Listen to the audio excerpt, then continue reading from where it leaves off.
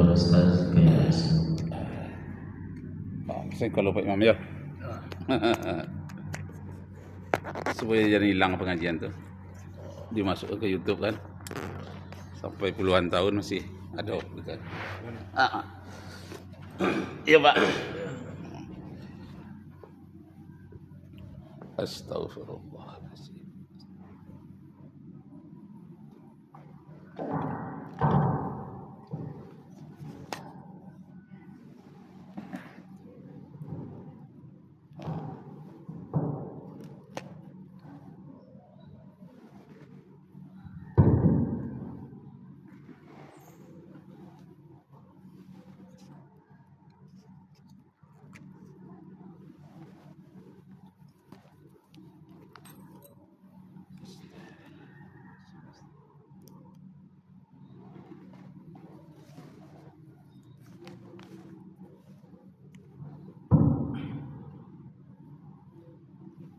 Assalamualaikum warahmatullahi wabarakatuh. Syukur alhamdulillah kita persembahkan kehadirat Allah Subhanahu wa taala, Tuhan yang Maha Tinggi dan Maha Agung, yang telah menciptakan langit dan bumi beserta kedua isinya, dan telah menciptakan subuh hari untuk kita mengadakan kegiatan dan termasuk untuk menambah ilmu pengetahuan. Salawat dan salam kepada junjungan alam Nabi kita Muhammad sallallahu alaihi wasallam.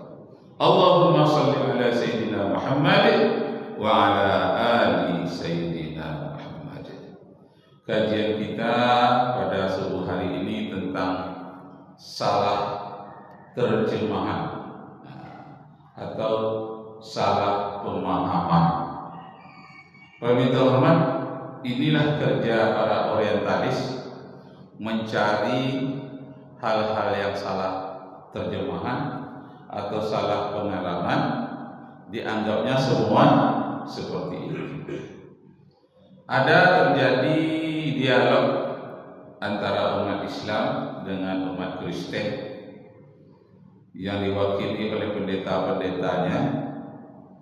Diterjemahkannya surat An-Nisa ayat 12 An-Nisa, surat Ar-Rum ayat 21 yang menyatakan bahwa Allah menciptakan manusia dan menciptakan pasangan-pasangannya min jinsin wahidin. Wa min ayatihi an khalaqalakum azwajukum min jinsin wahidin litaskunu ilaiha, supaya tenang manusia kalau dia punya pasangan. Jadi ibu-ibu jangan sampai nggak punya pasangan, ya nggak tenang. Bapak-bapak juga kalau nggak punya pasangan cepat cari pasangan. Nah, jadi dalam ayat itu dikatakan min jinsin wahidin, dari jenis yang satu. Tapi orientalis diterjemahkannya lain. Yang dimaksud dengan jenis yang satu sama-sama jenis, disangkanya laki-laki nikah sama laki-laki, perempuan nikah sama perempuan. Kenapa? Karena sejenis. Nah, itu alasan mereka mengadakan LGBT. Al-Quran juga membolehkan katanya menikah sejenis, karena dalam ayat itu dikatakan min jinsin wahidin, dari jenis yang sama. Padahal ada ayat sebelumnya, ada asbabun nuzulnya. Itu bedanya Al-Quran dengan Injil. Kitab Injil tidak ada asbabun nuzulnya, tidak ada syiarul kalamnya, dan tidak ada tafsirnya, tidak ada. Sehingga mereka bebas menafsirkan menurut sekehendaknya saja. Ya, Islam juga begitu katanya. Kembali kepada Al-Quran dan Sunnah. Itu kembalilah kepada Al-Quran, bahwa Allah menciptakan manusia dan supaya manusia itu menikah min jinsin wahidin, yang sejenis. Nah, harus kita jawab. Padahal yang dimaksud min jinsin wahidin itu Allah telah menciptakan banyak makhluk sebelum manusia. Jadi sebelum manusia Allah telah menciptakan iblis. Allah telah menciptakan jin. Allah telah menciptakan roh-roh, menciptakan aras, kursi, bulan, bintang, bumi. Kemudian di bumi banyak lagi makhluk-makhluk. Sebelum Nabi Adam namanya dinosaurus, atlantosaurus. Banyak lagi makhluk-makhluk yang hidup sebelum Nabi Adam alaihi salam. Nah, di sekian banyak makhluk itu Nabi Adam adalah sebaik-baik kejadian. Nah, jadi maksudnya dari jenismu sendiri itu dari jenis orang-orang yang makhluk yang terpilih. Walaqad khalaqnal insana fi ahsani taqwim. Manusialah ciptaan Allah yang terbaik.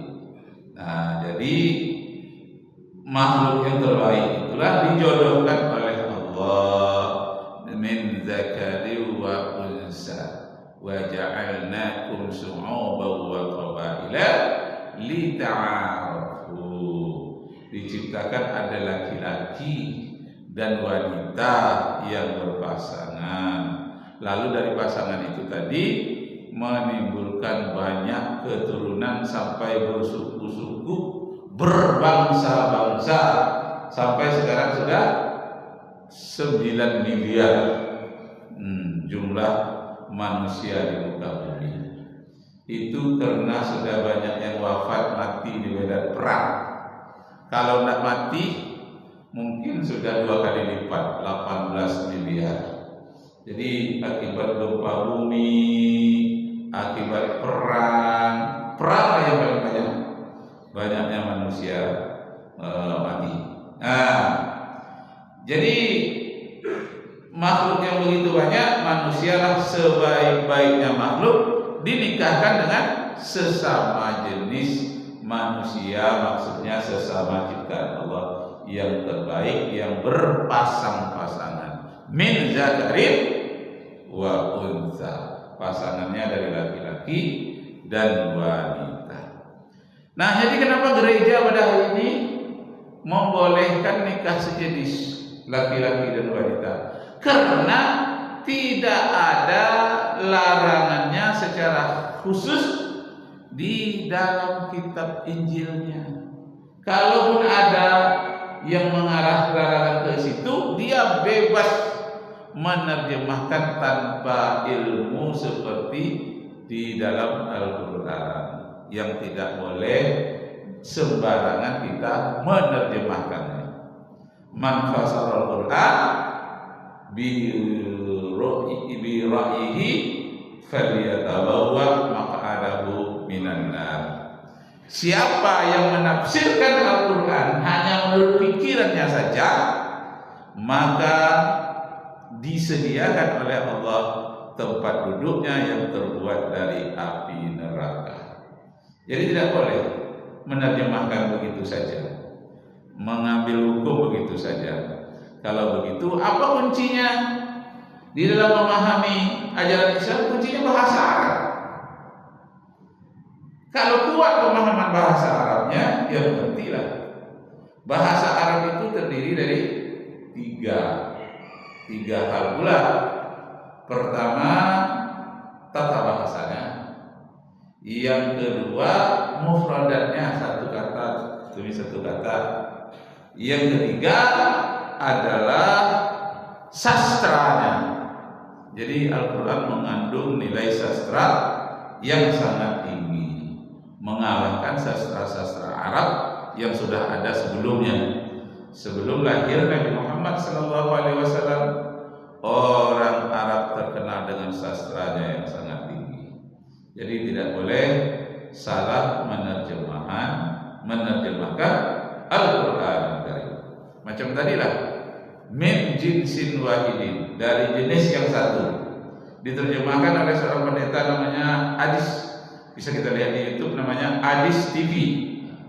Itu kerjanya mencelat atau kerjanya membelok-belokkan pemahaman Al-Quran berdasarkan terjemahan dalam bahasa Indonesia. Sekarang dia di Amerika, lari dia karena dikejar oleh polisi Indonesia. Diadukan orang ke Departemen Agama dan Kepolisian, ada orang yang mempelesetkan ayat-ayat Al-Quran. Edis TV namanya. Nah, jadi ada kesempatan dia mengurus paspor dan lari ke Amerika. Sama dengan Saifuddin Ibrahim, sekarang di Amerika. Kenapa dia lari ke Amerika? Karena di sana bebas untuk mencaci maki agama Islam. Kalau di Indonesia ditangkap. Tapi kalau di Belanda, di Amerika bebas. Itu namanya kebebasan berpendapat. Boleh di sana nggak ditangkap. Nah, supaya dia bebas untuk menghujat Islam atau bahkan ada yang menghujat agamanya sendiri. Jadi saya dengar tuh bagaimana seorang pendeta yang menghujat agamanya sendiri. Apa katanya? Ini kitab suci kita ini. Nah, berarti orang Batak pula. Kitab suci kita ini banyak yang tidak itu. 6.500 kesalahan terjemahan. Kenapa? Satu contoh, tolong viralkan, kata dia. Viralkan ini. Apa dia? Tahun 80-an disebut Allah itu Nabi Isa itu guru dan tuan. Tuan itu artinya pemimpin. Guru dan pemimpin. Tapi terjemahan tahun 2000-an menjadi guru dan Tuhan. Dari Tuhan menjadi Tuhan. Bebas menerjemahkannya. Nah, akhirnya agamanya sendiri pun diperetelinya dan diterjemahkan bebas menurut dia. Akhirnya bentrok sesama dia, sesama non muslim. Terjemahan menurut kehendaknya. Jadi ada namanya Dr. Purnomo. Dr. Purnomo ini pergi dia ke negeri Belanda, dia mempelajari bahasa asli dari kitab Injil supaya jangan salah terjemahan.